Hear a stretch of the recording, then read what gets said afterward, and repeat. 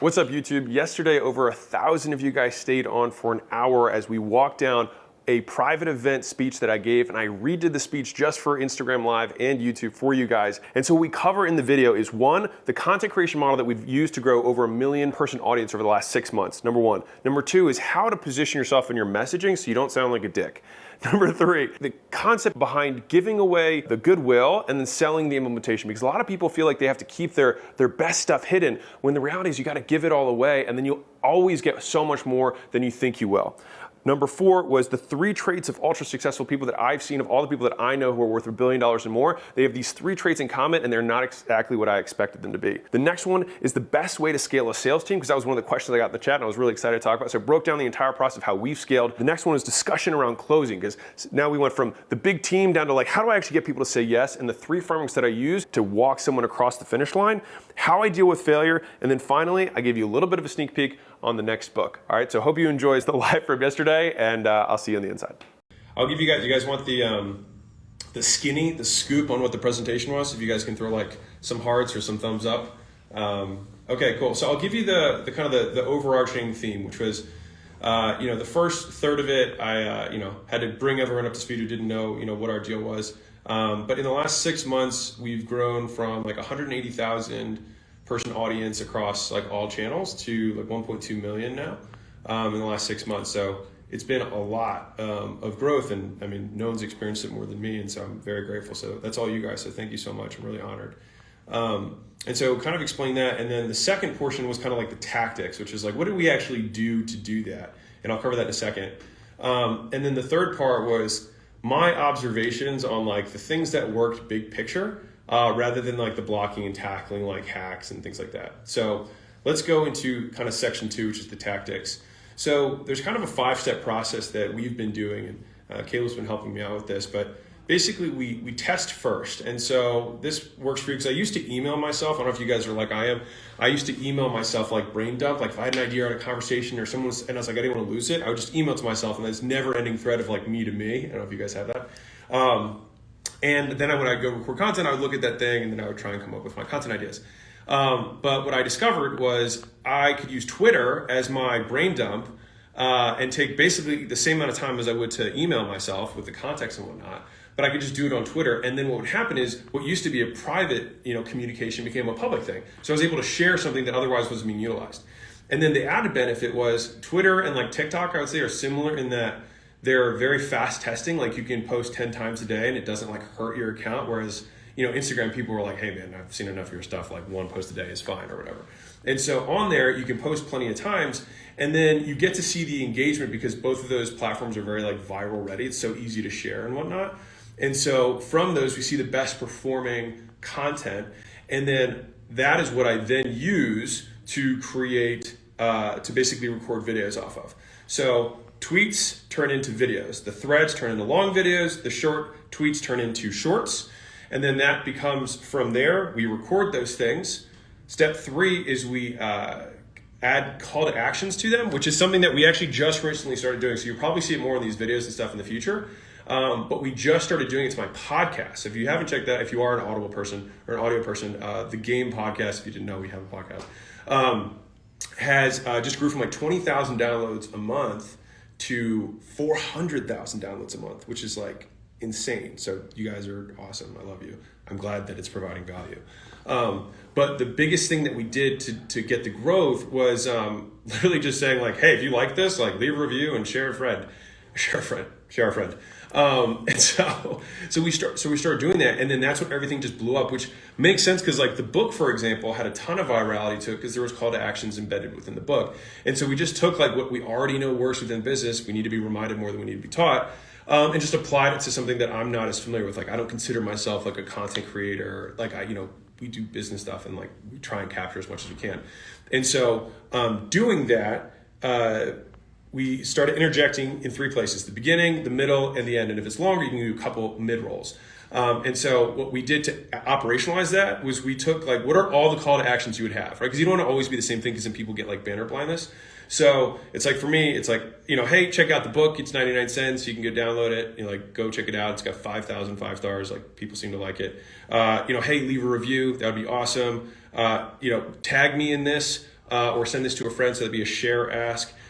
Hey, if I have an event coming up, which I don't, but if I had an event coming up, or if I was like, hey, I'm going to do a workshop with like, 5 entrepreneurs over, $1 million a year, then I would just point people to something like that. If you had a lead magnet, that would be one of those things. And so you get the idea, like wherever you want to direct traffic, that would be the call to action. But here's the shtick, or here's the thing, that the nuance that made it work, is that rather than just doing one, do like 5 for each one of them. And then you've got like 30 of these that you can sprinkle in. And then they seem really organic, and because I'm doing them really short, they're only like 5 or 10 seconds. They're not like these 3-minute long ads that everyone wants to kill themselves and just immediately skip until they get to the end of the ad, right? And so it's like little call to actions that are small enough that people actually hear them, and different enough that you don't get like audio blindness. And so that was step 3. Step 4 was contextualize. And so what I did in the presentation, I showed this image. You guys remember the meme that was like Dolly Parton, that she started it? It said like, me on Facebook, me on Tinder, me on Instagram. If you guys, is this cool? You guys like, otherwise I'll just be ranting on my own. Okay, cool. Do you guys want me to do more of this? Because Caleb, we have a bet. I was like, no one's going to show up. And if someone showed up, then I would lose the bet, which is probably a very one-sided bet I should not have taken.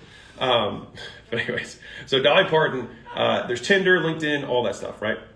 So that was the meme. And so if you look, and I have this visual, if you look at a lot of my tweets, a lot of them became TikToks. And then from that short TikTok, I have a YouTube Shorts version and I have an Instagram version. And the thumbnail and the text are contextual to the platform.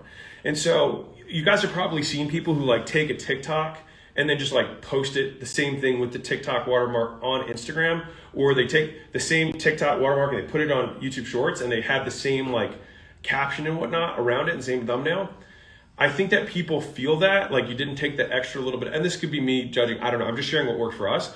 And so we try to make it contextual to the platform, and I think that's been helping.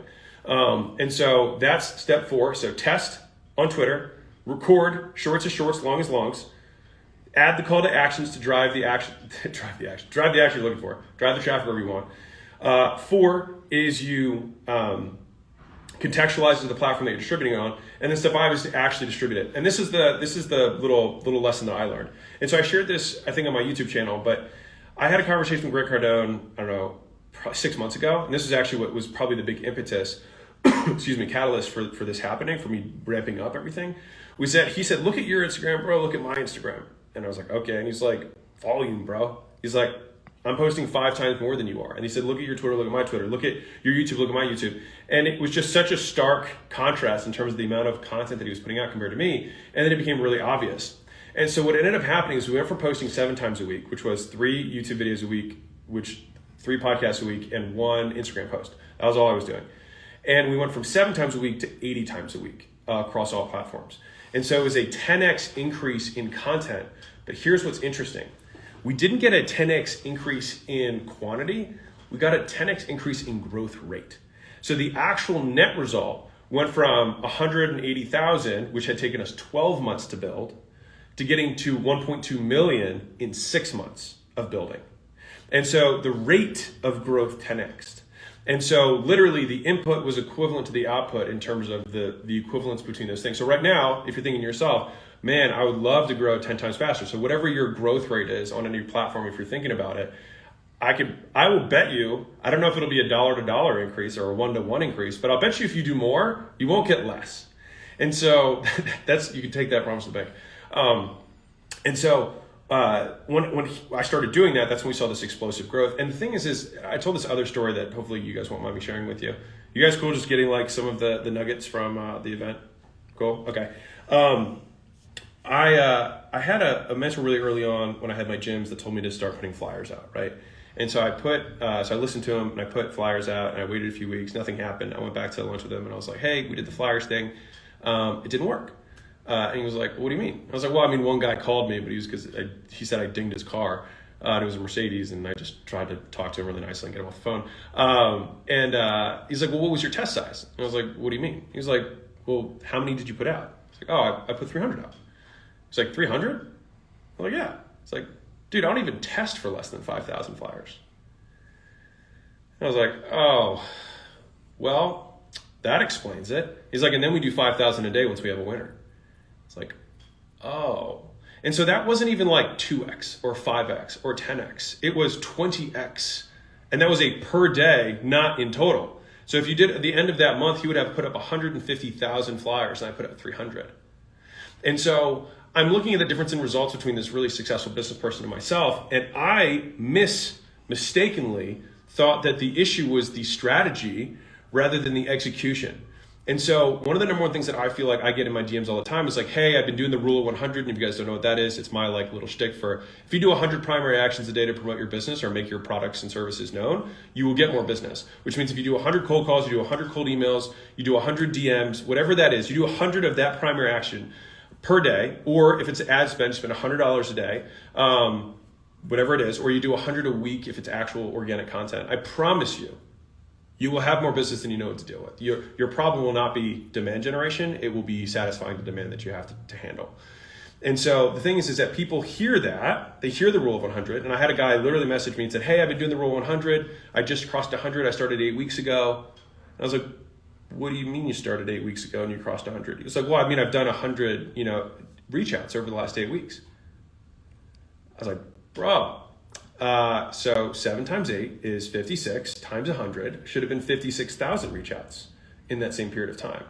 And hopefully you're catching the drift here that it's not these like 2x, 3x increases in volume. It's typically multiple orders of magnitude. It's not 10x, it might be 100x or 300x in the case of the flyers, or 56,000 versus 100 in that same period of time. And the issue is that most people dramatically underestimate how much effort is required to achieve goals that are dramatically above what the norm is experiencing. And so it's like right now, if you're getting normal results, it's usually because you're putting out a normal level of output, which is almost non-existent because everyone's so afraid of someone leaving a mean comment. The amount of mean comments that I get is unworldly. The amount that it influences me because is low. And that's for a variety of reasons I don't get into. It's mostly because I love you guys. You guys are awesome. So you guys bury those comments. And so Mosey Nation, you guys rock. Thank you again. And so that was section 2 of this thing. You guys want to hear section 3? I can give you guys the shtick. Okay. So section 3, the consolidated version of this, and I'm still like working on it. So this was like the thing that made this uncomfortable for me because I think if I were to redo the entire presentation would have been section 3 altogether. And it just would have started there and then gone down because everything that I shared with you, although it's incredibly important, probably lacks the one thing that I think matters most, which is that most people are talking about shit that they have not done. And the way that they talk about it makes people hate them. Let me explain. So if I said, for example, let's say, all right, let me try and paint it differently. So let's say that you're on your newsfeed. Who here sees people shaking their finger and telling them what they should do on their newsfeed all the time, right? Plenty of people. Now, how many times have you seen the 18-year-old relationship coach who's on your newsfeed trying to sell coaching for relationships, right? The dating expert that's 21 years old, right? Have you guys seen this? Can I get like some hearts or some thumbs going if you guys have seen this? Right. It's ridiculous. Why is it ridiculous? Because there's an unspoken question that must always be answered, in my opinion, which is, why should I listen to you? And so I think the common reason that people are not experiencing the growth and the brand and the authority that they wish to build is because they're putting their ladder against the wrong wall. They're trying to build something that they do not have the authority to pursue. And so, for example, if you wanted to build a business brand, right? If you look at the biggest influencers in the business space. So you look at Andy Frisella, you look at Gary Vee, you look at Patrick Bet-David if you're a YouTuber, you look at Ed Milet, right? You look at these guys, a really important question is, how many of them needed the social media following they have in order to make the money they make? None. And so they have the authority to talk about business because of the shit they have already done. And so it's kind of like, and I hear this all the time, it's like, man, my content's so much better than that guy's. I can't believe people, share that guy's stuff. If Elon Musk tweets, I'm on the porcelain throne right now, it'll get 500,000 shares. And it's not because of the content, it's because of the frame and the brand that is wrapped around that message. It's because Elon said it that made it important, right? And so the idea is it's very difficult to deliver theoretical knowledge on business without having the proof or the evidence to substantiate the theoretical knowledge you're claiming to have, because it doesn't pass the litmus test of like, why should I listen to you? Why should I listen to the $10,000 a month business coach? Why wouldn't I listen to Tom Bilyeu? Because people are like, well, I'm making the same stuff as Tom. And I'm like, yeah, you are. I was like, except you're missing the one thing where you build $1 billion brand. Small thing that you're missing, right? Where you've got the stay-at-home wealth coach, right? That's talking about how you should dollar cost average into the stock market and being like, dude, I'm giving way better advice than Warren Buffett is. And like, maybe you're saying the exact same thing as Warren Buffett. It's not fair that Warren Buffett gets all this media and you don't. Except for the fact that he's built $100 billion in net worth and made so many people wealthy through Berkshire Hathaway. Like, there's just that little itty bitty wrinkle that's missing. And so if that sounds hopeless to you, there is good news. So the point is that first, identify if you're doing that. If you are, probably stop. The second thing is that you change the way you speak, all right? And so changing the way you speak comes in terms of how you talk and what you're talking about. So what you're talking about, the way to be unfuckwithable so that people can't shoot you down, who can't give you hate, is by saying, listen, I don't know. This is just what I did, and this is what worked for me this time. I hope it serves you. Versus, this is what you need to do to get what I have, or this is what you need to do in order to do X. It's the difference between how to how I. So you start your message with how I built a $13 million a month company, not how you can build a $100 million company. It's minor, but it's huge, right? It's kind of it's almost like the difference of saying like, hey, do you want to buy my shit versus, hey, do you know anybody who wants to buy my stuff? It's these tiny little pivots in language that have deep implications behind your intention of how you're speaking to them. When you say you should or how to, you're presuming a place of authority that you may not have earned. Whereas if you're always coming from the place of like, I had oatmeal for breakfast, right? No one's going to object with you on that. You're like, I had oatmeal for breakfast. But if you say, you should have oatmeal for breakfast, if you want to look like me, how much more do you hate me now? A lot. And it's just a difference in language. And so the idea is that we change the way we talk and what we talk about. And so rather than talking about the general ideas of an industry, which we probably don't have the authority to presume because we don't have the experience, the depth of experience to make sure that our assumptions are valid across the sizes of business. Because you may make an assumption and you make a statement that works for a $10,000 a month business. And then everyone else is like, well, I can think of 100 ways that's wrong. And then you look like an idiot. But if you say, hey, this is how I've gotten to $10,000 a month, I hope this is helpful for you. No one's like, fuck that guy. That's not how he got to $10,000 a month. Because they don't know. They cannot challenge your experience. And if you want to make a pivot on that, you can say, hey, this is what I've been doing with John and Jim and Casey and Sarah to help them with their skincare condition, to help them with their home remodel, to help them with their XYZ. So I hope it helped you out because this is the framework we made for them and they seem to think it was useful. So I just wanted to share it with you guys. If you speak from that perspective, it's speaking from experience rather than theory. And most people who are talking right now are just taking Gary Vee's content, taking other people's content, diluting it, watering it down, and then delivering it from a position of weakness because you don't have the brand and you don't have the authority, you don't have the expertise or the experience, real or imaginary, to make these claims.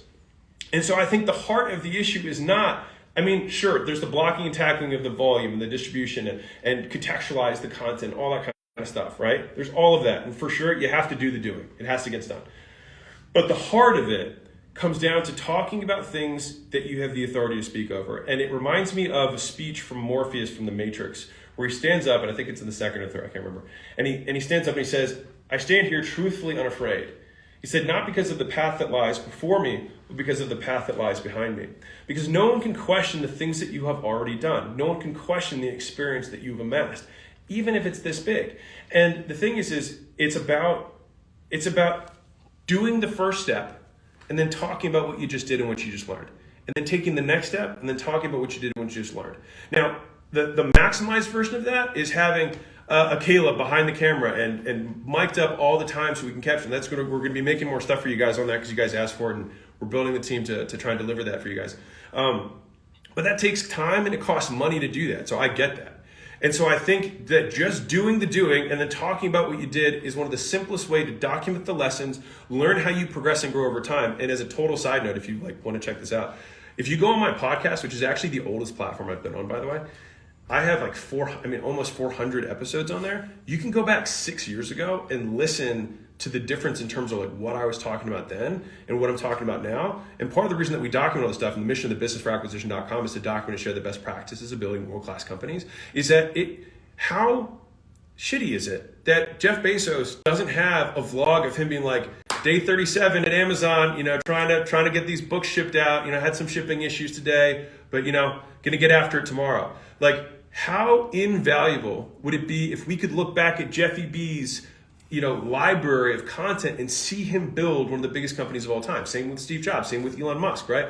And so my hope is that we get to $1 billion and beyond, and I hope that because I want to have the journey documented with the lessons that I learned along the way and the shifts in belief. Like earlier today, I got asked by somebody who listened to all my podcasts. They're like, hey, in podcast 86, which by the way was 4.5 years ago, they're like, you said this thing. And I was like, I think I've shifted my understanding of that. And so I was like, there's more nuance to it. And so it's really cool for yourself to document these things. And when you do it from that perspective, which is to do it for yourself, to do it because you believe it should be made, because you want to add to the body of knowledge rather than preach to somebody, to do it not because you want to feed your ego, but because you want to feed the audience. If you can do it from that perspective, then I think the audience can feel the intention.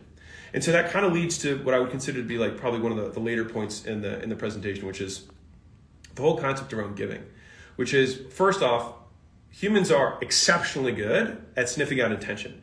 And I think that's evolutionary and deeply wired in us because we have to know when we're getting double crossed. We have to know and try and be able to guess if someone's lying to us. And so we're actually very, very good. Like even people who have like necessarily like lower IQs or lower processing power still can have exceptionally good ability at sniffing out lying, can sniffing out intention, just sniffing out ill will. And so, because it's evolutionary. If you weren't able to do that, you get double crossed, you get your coconut stolen, right? And so we have this really innate, very tuned instrument inside of us that can hear intention in tonality and micro expressions. And so I don't think you can fake it. I think you just have to truly shift your perspective so that you can live in that way authentically, which is to actually believe that if you give to your audience over a long enough period of time, you will reap higher rewards. And so I want to be clear. Since day one, I've always been in it to make money. But I think that the vehicle that we use to make money is a longer game. And I got asked on, I think Evan Carmichael, the only other time I've been on Instagram Live, was like, hey man, why are you one of the good guys who, why haven't you sold out or whatever? And I was like, well, first off, I want to be clear. We're equating selling with bad, which I would never do. Number one. Number two is that I'm absolutely a capitalist and long-term greedy. It's just that I think that me working with companies thinking about my unique skills of getting someone from 3 to 30, 3 to 50 million is more valuable for me to work with a handful of people and just get everyone else stuff for free so that they can get to the level that I can then work with them, right? Rather than trying to build a massive infrastructure around, helping tens of thousands of people try and consume the content when I can just give it to them for free, right? Which leads to another big point that I have around this, or at least a belief that I have, which is give away the secrets, sell the implementation. And so a lot of people have info behind walls, and that's fine. I'm not saying there's anything wrong with that. But the real value add for the service is the implementation, the accountability, the troubleshooting, and the perspective from which to solve the problem. So I'll give you an example. So let's say you want to get better at sales, right? So I could make tons of sales content if I wanted to, and then people would be like, wow, this guy's really good at sales because I give away all the secrets, right? But they might consume it and be a little bit better, but they would be even better if they had a coach who's listening to their calls and seeing see right here, you paused and then she lost trust with you. Or hey, see how here, you should have made this into a question rather than making a command. And if you did that, you could have sold more off your back foot than your front foot, right? Or dude, you missed rapport in the first 2 seconds because you said this instead of this, right? And then the whole call's been off since then. Or she said this objection early on, and then you didn't catch it, so she just detonated it in the sale, and you should have confronted that earlier, right? And so if you don't have the perspective from which to get better at the skill, because you already only have your baseline skill set, because it's very difficult to self-appraise, that is where having coaches, mentors, people who are better at teaching the skill comes into play. And so you give away the secrets to prove you are good, because here's the flip side. People are like, well, what if I give away all these secrets and everyone consumes them? Right? What if you give away a whole bunch of shit and everyone consumes it? Which one do you think you're going to make more money on? People make their purchasing decisions based on the value they've already received, not the value that they're going to receive. It's a really big point that took me way too long to learn. one of the strongest persuasive powers in existence is reciprocity. If people get something, they feel almost like it's like sick to their stomach, they have to give something back, right? It's just most people are like, it's not everyone, there are some crazies out there, but most humans, because all of our civilization has been based on this concept of reciprocity, right? And so you can force reciprocity in your direction by just jamming so much goodwill and so much value down someone's throat that they just feel like they have to vomit back on you in terms of value, because they're so full on value, they're like getting drunk with the value that you're providing for them. And so when you do that, it results in a sale. And I'll tell you one of the lessons that I learned later, and this has just at least been true for me, is that the end of your value ladder of the ascensions that you can create for a customer is predicated on the last thing that you provided that was in excess of value from what you charged. So if you think about the first thing you do is your content is free, it's worth more than what you're giving because you're giving away everything. And so then they purchase the first thing. And if that first thing, let's say is $1,000, but it makes them $10,000, they're like, well, fuck yeah, what else you got? And you're like, well, I got a $10,000 thing. And they're like, I'm in. And then they make $100,000. And they're like, dude, what else you got? And they're like, I got a $100,000 thing. And this is the part where people fuck up, is that at the $100,000 thing, they get $100,000 of value. And then what they have done is that they have now completely squeezed the price to value discrepancy, and what they have is not a raving customer, but a satisfied customer. And then that is where the customer relationship ends. And so the idea of being able to consistently and always have more demand than you can fulfill is predicated or is based on the ability to always provide not just a little bit more, but significantly more than you are charging for. And so there's two ways of doing that. One is you can decrease your price to the point where it's basically nothing. And so if you give anything over nothing, it seems more, which is why there's kind of the premise around free content. But the thing is that free content does have a cost. It's just not monetary. It's time and attention. How many people do you know who make content and they get no fucking engagement on it? It might be you. You might be that person. Why do you think that is? Because the price of free is still not worth it. Real shit, right? And so the idea is like, if you are in that situation, you make this free content, you say content doesn't work, and so you keep putting out shittier and shittier content because you keep saying that it doesn't work. I think if you can flip the script and say, hey, what if I made all of the stuff that I have that's free more valuable than what my competitors are currently charging for? What if I make my free stuff better than their paid stuff? And if you really, truly try and do that, not just like say that, but live that.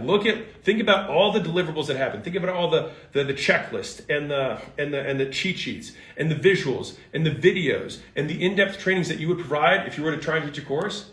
And what if you just gave that away? What happens if someone makes $100,000 a month using your free stuff?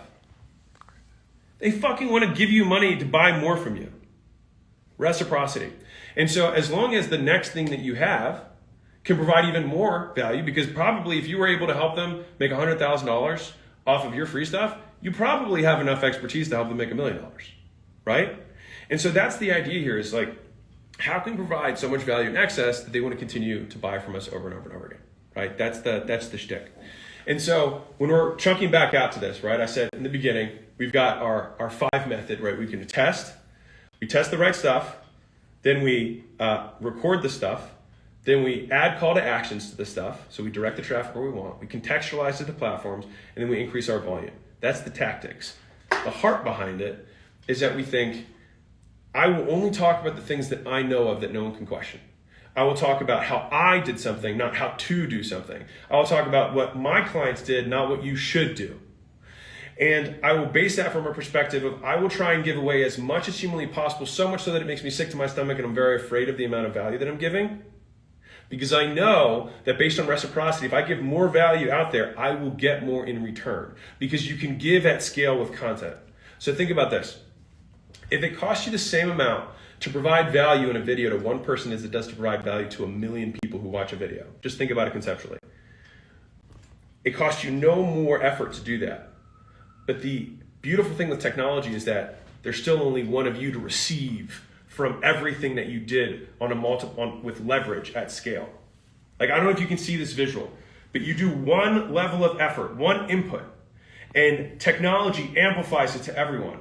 But then it all has to come back into one, which is you. And so this is how you can amass significant wealth. Like, this is how it works. So Caleb asked me the other day, he's like, dude, people say leverage all the time. He's like, what does leverage even mean? This is what leverage means. Leverage means the ratio between inputs to outputs in a system. And so if the input that we have is time or money, if we have something that has lots of leverage, it means we get a huge multiplier effect. If I put 1 unit in, I get 10 units out, or I get 100 units out. That is a high leverage activity or system. And so the aggregation of wealth for people who have money is a function of understanding time, because wealth is based on the fundamental unit of money. Money is a foundational unit of time. Why? Because you can trade them back and forth. Everybody here can trade their time for money. It's an even exchange system. And so here's what's interesting. Everyone can trade time for money, but you can trade some time for more money, right? And so what we're doing when we gain leverage is we're looking at, and this is the people who are the wealthiest, is that they have control over their time so that when they do give it, they get the most out of it.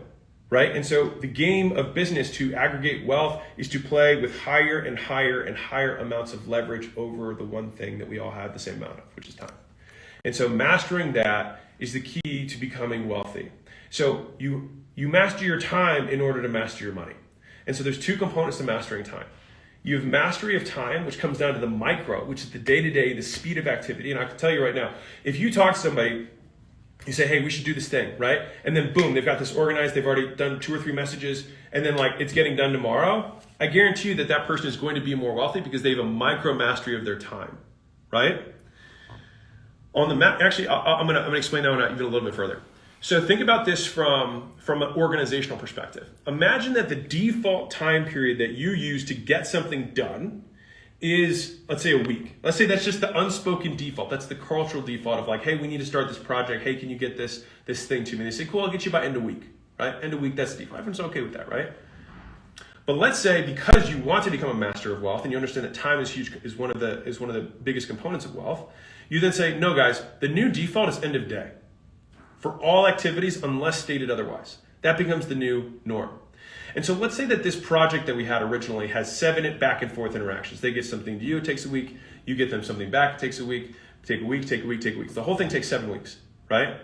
Now imagine it was end of day.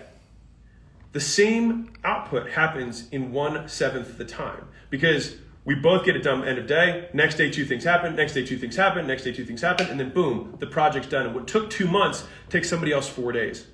And when you multiply that effect over a year, over a decade, that is when you see the outsized returns in wealth and money because of mastery on the micro of time.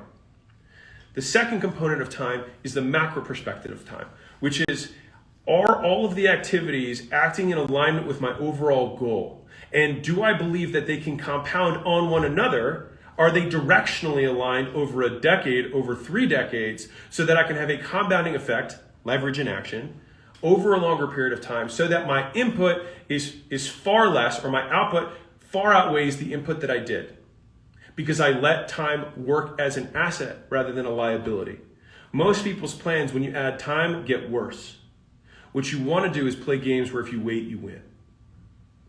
And so those are the games that we want to set up. And those are the games that the people who are truly wealthy understand. And so I can tell you, having dealt with people who make significantly more money than me, their mastery of the micro, of understanding how speed moves things forward, because on a macro scale of getting things done day, rather than week, means that at the end of the year, they have 40 times the output.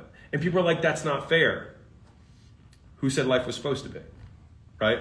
And so this micro kind of exchange that happens there gets enhanced and magnified, and then people get upset about it. But the thing is you can either decry the system and hate on it, or you can accept it for what it is and just choose to play the game and win the way you want to, if that's what you want. And so as the micro, and then from the macro perspective, like I was saying earlier, is that the biggest shift that I see in people who are wealthy is that they talk in decades, not days. And I can tell you based on the time period that someone talks in when they talk about their plans, how wealthy they are. Or, to be fair, how wealthy they will be. And so if you have truly realistic plans that you're like, it'll take me about 10 years. If you hear someone say that, I can tell you that they're going to be successful. And if you can shift your perspective to that, where you actually start planning and like, okay, it would be unreasonable that if I did this for 10 straight years, that I wouldn't be significantly wealthier than I am today. So that's what I'm going to do. And then having the singularity of mind to not get distracted. And so there's 3 things They did a research study on this. I found this interesting. Hopefully you will too. Actually, you guys digging this? Is this, you guys good? Digging? And if you want, throw some questions in there, because I'll wrap up my little diatribe here. There's 3 things that they found that made people who were ultra successful. And ultra successful, I wish I had the definition for what they define as ultra successful, but we'll just leave it at that. They said they have a superiority complex, and they think that they are in some way better than other people and deserve more than others, number 1. Number 2, they have massive insecurity and fear of failure. They never think that they will measure up or be good enough. Interesting paradox. And then number 3 is they have impulse control. And so think about this from a bigger picture perspective. They have the superiority complex, so they believe that they can accomplish these amazing things. Like some people, if you tell them your goals, they'll say, how dare you think that way? How dare you believe that you could accomplish something like that? And so it takes a little bit of delusion in order to think, I'm gonna make an iPhone, whatever the fuck that is. I'm gonna put a computer in everyone's hand in the world. I'm gonna do that, right? Most people think it's hubris, and the only thing that separates genius and insanity is what happens, is outcome, right? And so they have this vision of where they wanna go, and they believe they can do big stuff, number 1. Number 2, they have this fuel that they push away from always feeling they'll never be good enough. Right? That's what drives them towards this outcome. And then number 3, and this is the big one, this is the one that everyone messes up, is they have the impulse control to stay focused on it and not let shiny objects distract them. Even though there's another opportunity comes up 2 years in, they're like, no, if I keep doing what I'm doing and I follow the plan that I set, it would be unreasonable that I do not achieve the goal that I have. Could this help? Maybe. But even if I don't do that, I will still get there. And I would rather take the get rich for sure than get rich quick way every day. And most people, this is my finding at least, if you were to sit down with someone and say, here's a contract, you sign here and you're going to live on $30,000 a year for the next 5 years. But at the end of that 5 years, you'll be able to make $1 million a year. Most people would sign that contract, but they don't live like they would sign that contract. And so if you can, and the reason that contract works is because it delays the gratification. It separates the, I'm gonna have the cookie today from I wanna have a 6-pack for life, right? It's the, I will suffer for this long period of time. I will make the 100 dials. I will make the 100 pieces of content a week. I will spend the $100 a day on advertising and sacrifice my lifestyle in order to learn, not to get rich, but to learn the skills that will make me rich eventually. And I know that if I accumulate these skills because I'm dedicated to that and I'm willing to sacrifice more than other people to achieve my dreams, and I'm gonna put a pin on this real quick because I think this is real. How many of you, to save humanity, would sacrifice your life? Like throw like a like or a thumbs up or something like that. Like how many of you guys would give your life for maybe even your country, right? A lot of people would do that, a lot of our military, which we appreciate that you serve. Like how many people would do that? Or save your family? Pause. Why is it that is more important than your dreams? Because I was asked in an interview a few days ago, why were you willing to sacrifice so much? And I feel like the better question is, why are people not willing to sacrifice anything? It's like if you're willing to sacrifice your life, give the ultimate price for a country or for whatever, why would you not give at least that much to realize the potential that you believe you have? And so that's for me why the sacrifices never felt like sacrifices, they felt like trade-offs. And for me, they were trade-offs, they were prices I was willing to pay. And so it's like, if there was a pair of shoes that I wanted and it was $500 and I bought them and someone's like, don't you feel guilty about spending $500? I would say, no, that was the price and I was willing to pay because I wanted the shoes, period. And so if there's a price tag that we can ascribe to our dreams or to the potential that we believe that we have, which is what we want to pay down as regret in the future for not having it. If you read the price tag and it says, football with the boys, dodgeball during the week, drinking a couple of nights, so I'm a little bit groggier. If that's the price tag, is that a price I'm willing to pay? And I think if you are, you'll get significantly closer to what you're trying to do. And so that was the general gist of the chat that I had. Not chat, it was a presentation of the press. Do you guys like that? Was that cool? I know you get a little bit of recap. I know this is not the normal style. This is the first Q&A ever. You can thank Caleb. Hopefully I won the bet, and he's not told me that anyone actually is live, so I could just be ranting at the iPhone right now. But if you guys have Q's or A's about any of that stuff, let me know in the chat, and Caleb will read them out to me, and then we'll rock and roll from there. A common question we got is, what would be your number one tip for building a sales team? Okay, number one tip for building a sales team is hire a very good sales manager. That's a very serious answer. Hire somebody who's already built a sales team. That's the real answer.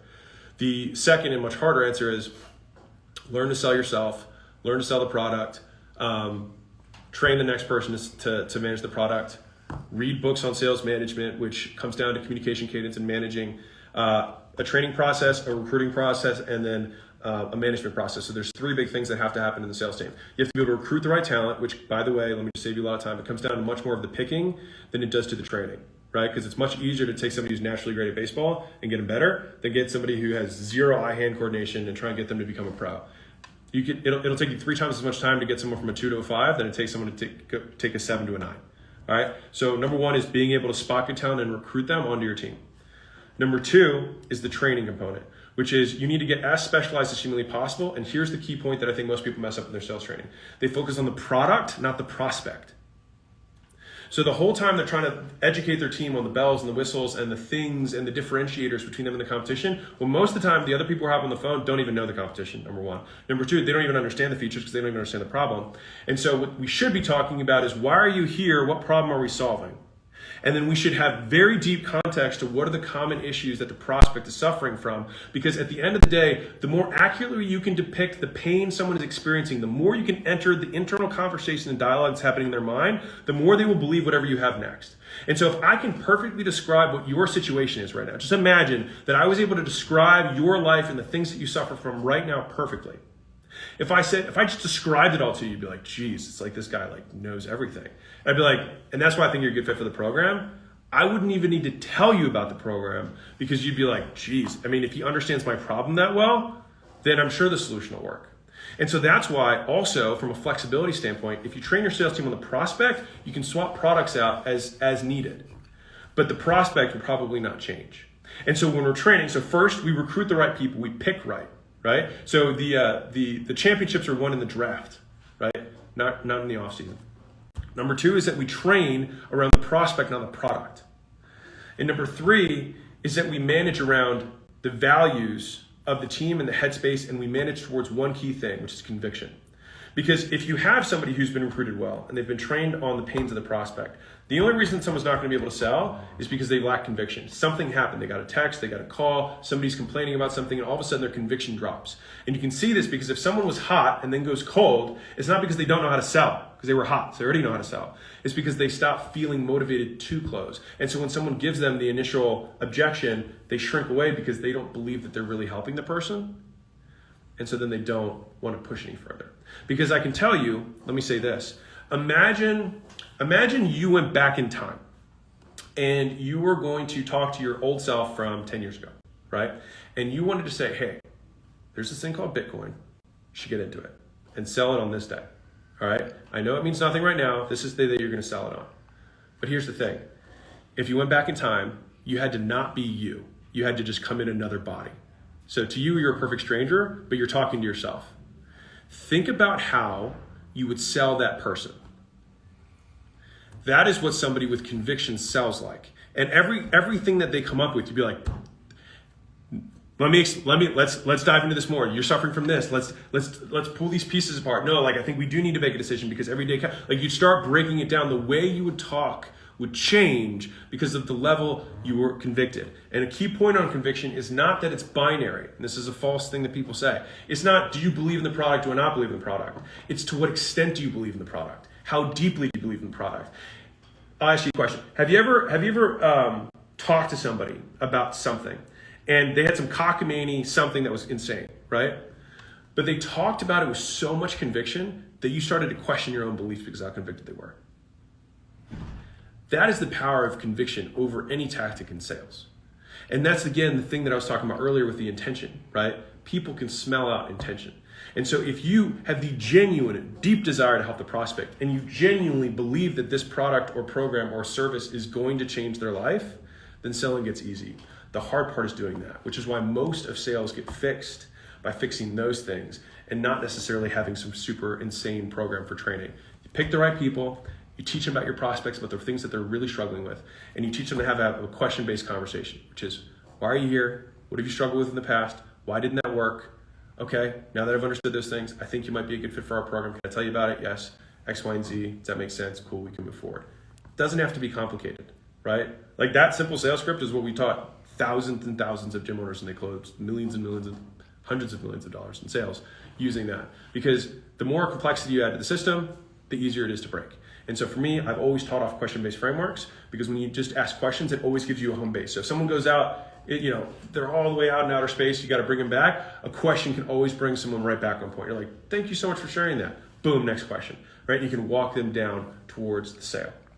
So when scaling a sales team, best option is to hire an experienced sales manager who's done this before.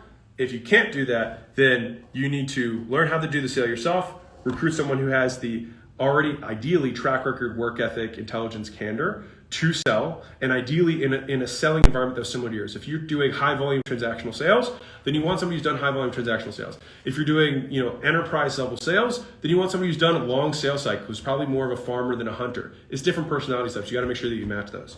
So you start recruiting. Then you create a question-based framework just for the script, and the rest of the time you're educating them on the prospect, not the product. And then finally, from a management perspective, if someone is dipping, all of the effort goes towards raising their conviction, educating them on all of the things that we're doing to help our prospects succeed, giving them the testimonials, having live clients hop on and talk about how their life has changed, saying, hey, Dan, remember how you sold Johnny 2 weeks ago? Well, here's Johnny, and his life's totally different. Johnny, can you share your experience? All of a sudden, Dan now feels like the next guy he gets on the phone with is just like Johnny. And that is how you can fix someone's sales without even having to get into the nitty gritty. And sure, every morning you do your huddle, deal with the overcomes people are struggling with, make sure we drill stuff, do the role playing. You obviously have to do that. That's the blocking and tackling of selling. But if you want to build a world-class sales team, it comes down to the culture of conviction. So hopefully that answered that question. What are 3 books that you would recommend people read? I've only read one. So, real talk, I think it would be much better. So I have this YouTube video that says I was once weak. It's on my channel. I genuinely think it's the best. I think it's one of the best presentations I've ever given. And it's literally just about closing. And I think it's 90 minutes of just straight closes. And if you can understand that, and it shows you an ethical approach to closing, which is about giving the power to the prospect. Because the reason that people don't buy isn't because they don't want to buy, it's because they're afraid to make a mistake. And so what they do is they give their power away. And so there's 3 ways to give their power away. From the outside in, they give it to their circumstances first. So that's time, that's money, or that's some particular aspect of the program they don't like. So time-wise, I'm not going to get into all the overcomes here because it could go forever. But time-wise, we all know that it's not about time, it's about priorities, right? How can somebody become a self-made billionaire? You know what I mean? And we all have the same amount of time. So and I can give you the actual scripting around that, but just watch the video and it'll explain it. The second for circumstances is money, which is not about money. It's not about resources, it's about resourcefulness. So what's the difference between somebody who's broke and a billionaire who lost everything and then builds it back again? Well, both people have ground zero at one point, but the difference is that one person is resourceful, the other person isn't. And so it's not about resources, it's about resourcefulness. So right now, if you are broke, every self-made billionaire who was broke, you were in the exact same position as them. So which means it's not an excuse, which means if, let's say tomorrow you needed a $50,000 surgery, how would you come up with the money? How would you come up with it? And this is an easy question for everybody because this is what I think really drives it home. That sounds like a hypothetical. Who here is on the live right now? Mozi Nation. Love you guys, by the way. You guys digging this? Is this cool? Rocking? Okay. Who here has had an unexpected bill come up? Maybe something like maybe your car breaks down. Maybe you have a tax bill for my business owners. Any huge tax bills all of a sudden that came up? What about a payroll tax, for example, that you forgot that you weren't paying? Anybody? Or you have a major water breakage, right? You're still here. You still have a phone. You're still on Instagram right now. So you obviously survived. And here's what's interesting. We are willing to become resourceful when we feed someone else, but not ourselves.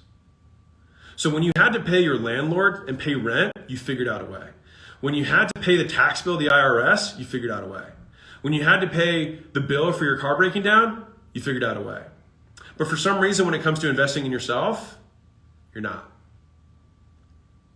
And so that's because people blame their circumstances rather than themselves. And so we peel this back, right? So we're having this conversation with the prospect. And so the three things: circumstances, so time, money, fit. So fit is like, I'll give you a simple example. They say, there's broccoli on this meal plan. I hate broccoli. I don't want to eat broccoli, right? And the easiest overcome there is just, you got to change to change. There's a lot of stuff that you can unpeel there, but you just simply say like, I mean, so many people are like, hey, well, I currently eat this for breakfast. Can I just like have that on the meal plan? And I'm like, well, that breakfast got you that body, so probably not. Got to change to change. That's the fundamental truth there. So those are the three that happen in circumstances. The next level that people will cast bullshit to, pass their power to, is other people.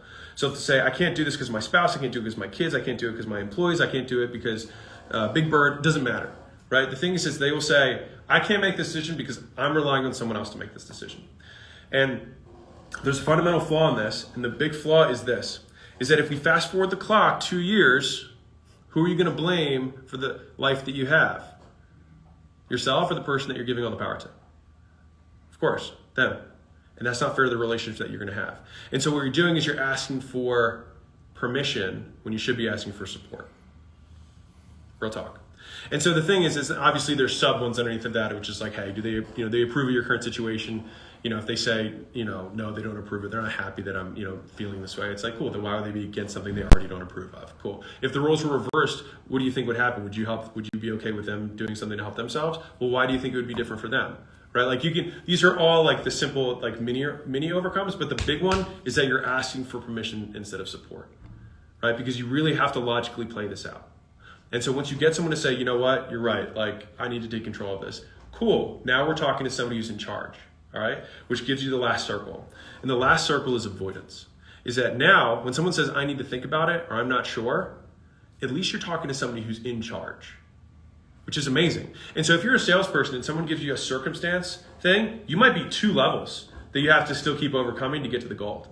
Now, if someone says a spouse thing, you might have to overcome that and then still have to overcome an avoidance thing. But if you can think about peeling back the onion from the outside in, then what we're doing is we're not selling, we're giving this person the power to make a decision. And the objective of the sale, and I'm going to say this, I want to just fucking inscribe this in everyone's hearts, is that the point of the sale is not to get them to buy. The point of the sale is to get them to decide. And so if you guys don't know, the definition of decide comes from Latin, which is decidere, which means to literally cut off. And so the question that you ask the prospect is, that's what this word means. And so the question is, which future are we cutting off today? Are we cutting off the future that is more aligned with the dreams that you're trying to accomplish? Or are we cutting off the past that you're trying to step out of? Which path are we cutting off today? Right? We need to make a decision. Right? And so now at this point, when you're in avoidance, you're talking to somebody in power, and so what we have to do is get them to confront. That is the theme of this one, is that we have to get them to confront the decision, which most of the time just means they don't even know how to make a decision. And so I like to use the frame of past, present, future. And so the past is usually overcoming past worries that they've had, past mistakes they've had. So a simple example is like, hey, I did something like this in the past that didn't work. I'm afraid of the same thing happening again, right? I call this the burn you twice, which is, hey, did you ever date anybody in middle school? Yes. Are you married to them? No. Did you swear off the entire dinner because you had a bad experience? No. Well, because if you did, then you'd be allowing that bad experience to burn you twice. Once when you paid for it and didn't have it work out, and second when it prevented you from meeting the love of your life. And so we can't take that one experience and let it burn you a second time. So that's not a good reason, is it? And then it's like, well, do you think that eventually you're going to need to do this thing, right? This is me getting in the future, but like the more fluid you go with this, the better you'll get. But getting into future is like, do you think you're gonna like be struggling with this forever? Well, no. Okay, well, do you think you're gonna eventually have to do this? Sure. Well, if you're gonna do it eventually, you might as well do it now. Right? And so there's the past, which is about, burning twice. The other thing that you can pull from the past is like, do you think that the reason we're having the conversation right now is because you've had trouble deciding? Do you think you've gotten to this point multiple times in the past you haven't been able to pull the trigger and that's why we're here today? How much has not making this decision cost you up to this point? Is it more than the cost of this? I don't think this is a fast decision because you've been making this decision the last 5 years. Today's just the first day we're taking action on it. Right? So we can keep, you can keep going through it. That's all past, right? Present is they admit all that stuff and then now you're in the present with the person. And you have somebody who's in power who shakes off all the shit they've had in the past. You're like, great. Do you know what it takes to make the decision? And usually they'll say no. And you're like, great. There's 3 things that you need to figure out. One is, do you think the product is going to help you solve the problem that you have the way that you want it to be solved? Yes or no? Yes. Great. Do you want to work with me and or us? Yes or no? Great. Do you know someone or have access to the amount of money to get started? Yes or no? If they say yes, then you're like, great, we just made the decision. What card do you want to use? You have to help them make the decision. And if they're still there, then you're like, you know what, if you're anything like me, you're probably afraid of making a mistake. Does that sound fair? What are you most afraid of having happen? Right? What are you afraid of? I think it's one of the most powerful questions in negotiations and sales. Because you're saying, what are you afraid of having happen? Let's play it out, right? And this gets into another close called let's consider the options, right? But say like, let's consider the options. Like worst case scenario, right? I go to Vegas, I take your credit card number, I send it to a Nigerian prince, he maxes everything out, and you don't get the result you want, right? Right, okay. Do you think that's gonna happen? No, okay, well, at least we're not there, right? Okay, so we're getting closer to gold, right? We're getting closer. All right, what's the real worst case scenario? Well, I just don't want to fail again. Okay, that's beautiful. What would make you feel like you're not going to fail again? What would you need to see? And then as soon as they start answering this question, you got them. It doesn't matter. Because the thing is, they're going to say, I would need to see this and this, and you're like, we already have that. You just didn't know about it because I didn't talk about features earlier because that's not important. What's important is how you feel. Because at the end of the day, like you just have to trust that our intention, because you have to trust the person more than the paper. Right? So you walk them through the process. And so even then, and then you get into future, I wouldn't get into it, but you get the idea here. So big picture, what we're talking, is this valuable for anybody? Is this enjoyable? Because I can talk about sales all day. Can I get some hearts and stuff? Okay, cool. Caleb's telling me, because this could be the ultimate prank because I still can't see the phone. And so right now, in my mind, I'm talking to myself this entire time. So big picture, you have these big concentric circles. From the outside, people will start with the lightest bullshit because it's the easiest thing to cast your power to. I don't have time, I'm too busy, I don't have the money, this doesn't sound like a perfect fit for me. Those are the easy things, right? And we go one step closer to that, which is then is other people, right? And then we say, hey, it's about asking for support, not permission, right? And we explain how in the future they're gonna blame them for everything, and that's not fair to them, it's not fair to the relationship. If you wanna value the relationship long-term, this is what you have to do. You have to own the decision, cool? Boom, now we're in the present. And then we go past, present, future. Past, we get them to give up all of the reasons that they failed before as not something that's going to influence today. You teach them how to make a decision, and then you confront their concerns that they might have, and then you can talk around them, right? And the easiest one, and I'm still working on creating a framework around this, but I'll share it with you, and you can share it with your sales teams if you like it, is that I'm trying to figure out like a skeleton key overcome. And so there's two that have a high degree, like you can use them in a ton of scenarios, and I've used them all the time, so you can use them for your sales team. Number one is called the reason close. And the reason close is whatever reason they give you, you say, that's the perfect reason you should do this. So if they're like, dude, I don't have the money to start the program, like, that's the exact reason you need to do this program. If they're like, I don't have the time to start the program, like, that's because like this is the very reason you need to do the program, right? It doesn't matter what the thing is, you just say, that's the very reason you need to do this, right? So it's called the reason close. The second close is something I'm working on called like the hypothetical close. So you guys have probably heard of like the unicorn close and the 1 to 10 close. Those are all closes that have similar themes around them. And if you're not familiar with that is, the 1 to 10 close is, if this were a 1 and you hated it, on a scale from 1, and that would be Alex, you suck, I hate you, your breath smells, and I never want to see you again. And 10 being like, this is a program that I want to get started today, right? Where are you at, right? And here's the key. It doesn't matter what number that they say. Let's say they say 6. You say, okay, cool. Well, what would it take to make you a 10? And they literally give you the thing that they said to get a yes. And then you can also flip it and say, why aren't you a 1? And then they start selling you on why it's good, right? And so that's the 1 to 10 close. The unicorn close is similar, which is just like, hey, if this were some amazing uniform program, would you do it? They say yes. Now, if they say no, then you say, cool, then I don't think we need to talk about this stuff. I feel like we have something else going on. And then you can start attacking the actual, the objection, which is like, you don't trust me. Like, let's talk about that, right? But this is what I'm working on for skeleton key. So I gave you the reason close. The other one is the skeleton key, and so which is the hypothetical close. And so this is what I'm working on. So I'm still figuring this out. But if I said whatever thing they say, so let's say it's time, let's say it's money, doesn't matter. And I say, cool. So time's the issue, right? Okay. So if time weren't the issue, would you do it? You guys see where this is going, right? And then they're like, well, yeah. And you're like, cool. And then we dig in and say, then what would it look like to have time? and then they have to generate the responses. And we're like, oh, cool. Well, that's not going to take that amount of time. And the first thing we're going to do is replace all these activities, which you're spending all your time on, not getting results, and replace it with things that are. Great. Solve the problem. And so what happens is with the hypothetical close, you basically take their obstacle, and you just say, cool, if that obstacle didn't exist, would you do it? Because the thing is once they say yes, you got a hypothetical yes. So all we have to do is match the conditions of the hypothetical yes in the real world, and then we close the deal. And so those are two of the strongest like multi-use closes that work at any point in this whole kind of equation that I like a lot, that I've used like a fair amount. And so you can use those with your team, but just like, hey, sweet. You guys have any more questions? Because I know that was really valuable. Like that was a good question. One of the questions is, this was from a while back, but how do you deal with failure? I mean, I don't want this to sound like dismissive as an answer, but like most people just have the wrong, I don't say wrong, like I don't feel bad about failure because I don't see failure as bad. And so this chunks up into a larger conversation, which is that most people ascribe labels, positive or negative labels, to situations. And so this again gets into my worldview, which I'm not going to get into, but we have a meaning maker in our heads. And so our entire lives when we're children, we're going around and we're just asking adults, what does that mean? What does that mean? What does that mean? And we just take whatever they tell us as the meaning for things, right? And the thing is we don't remember every single person who told us what every single thing meant. We just took it as fact. And then later on in our lives, when we have enough other meanings that we can triangulate positions on, we can say, that doesn't make sense. I don't know if that's true. And the problem that most of us have is that we deem failure, and we were told that failure meant that we were a failure. And that's false. Because failure is a necessary part, is a requisite for success. And so here's the thing. This is something I can promise you. If you are not failing right now, you are not going to succeed. It is a requisite. It's a requirement for success.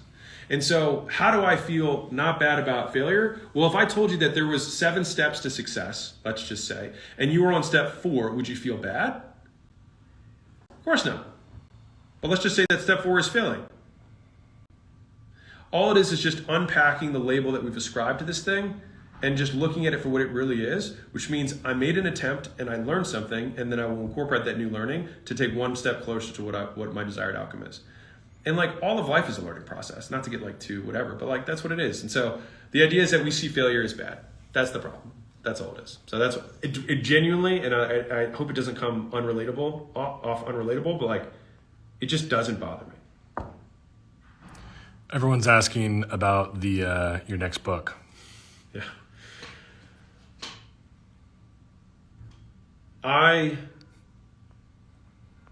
It will be done when it is worthy of your attention. And so right now I've written 5 versions end to end of the Leads book. And I'll just tell you guys what the problem is. The problem is that the Offers book was such a defined thing that I was fixing that I could create a manual to solve it. And everyone could immediately read it and then 10x the prices, do all these things and improve how much money they're making. When it comes to leads, it's actually a significantly more complex topic. And so it's not just like, how do I do cold calling? How do I do cold emailing? How do I do cold messenger? How do I run ads? How do I do direct mail? How do I make posts? How do I make content? How do I make, like all of those things have to be encapsulated in the book, which I think I've done an okay job chunking up. But the issue is I wanted it to also be, for me, if you've followed any of my stuff, there's two things, ideally 3, but 2 that are requirements, is that it must be valid and it must be useful. Valid means that it's correct in a large number of scenarios, ideally in all scenarios. That means it has a high degree of validity. Useful means that if I actually do this thing, I will get the desired end goal, even if the why is not true. But if I do these things, I get the end goal. And so I'll give you an example of both. So something that is valid but not useful would be if I said, some things work and some things don't. That is 100% valid. It's also not useful at all, right? And on the flip side, so many sales, marketing, etc. gurus, for example, say like there's 7 stages of awareness, and this is how someone walks through a lead to become a customer.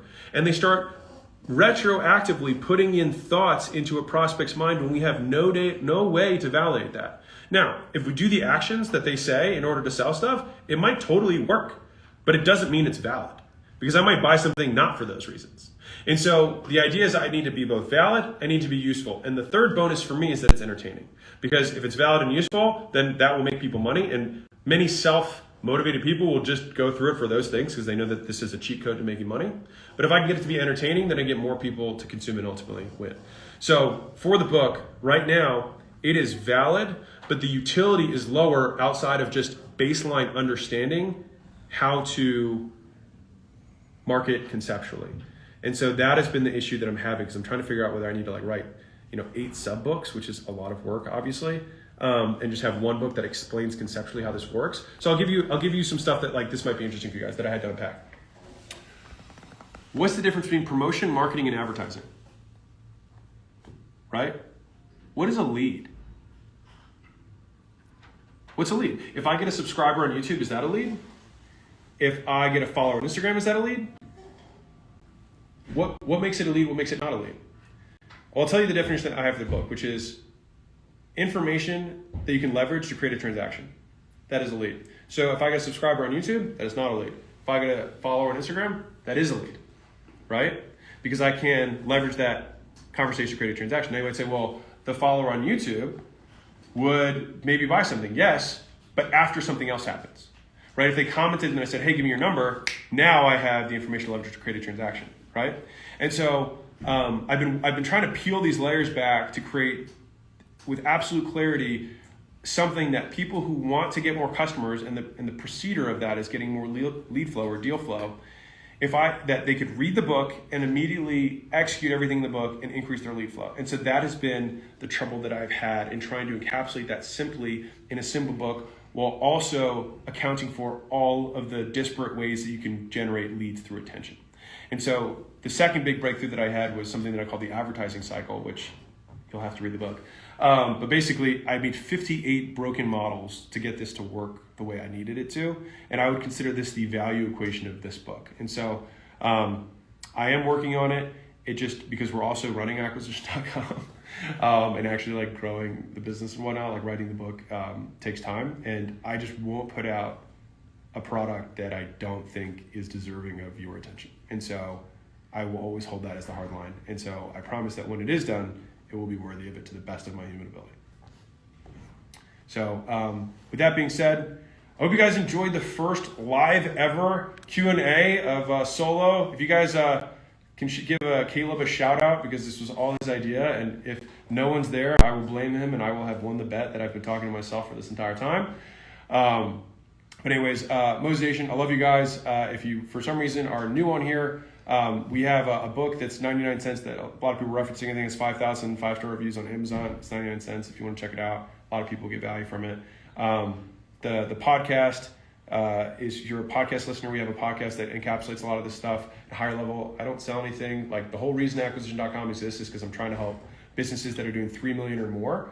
And so if you are a business that's doing 3 million or more and you're on the internet, love to work with you. Hop on acquisition.com, fill out the form. We'd love to help you get to 30 million and beyond. We've done it 6 times already, so we're pretty good at it, especially for this type of business. But if you're below 3 million and you're not in that industry, or you're below 3 million and you're in that industry, that's why we make the book. We make YouTube, we make Twitter content, we make Instagram content, and I'm just trying to give everybody the tools they need to that I wish I had earlier on. Not saying they're right, I'm just saying they've worked for me. So anyways, appreciate you, Mozi Nation. You guys, I don't deserve you, but I am grateful for you nonetheless. So thank you guys. I'll see you guys in the next Instagram Live.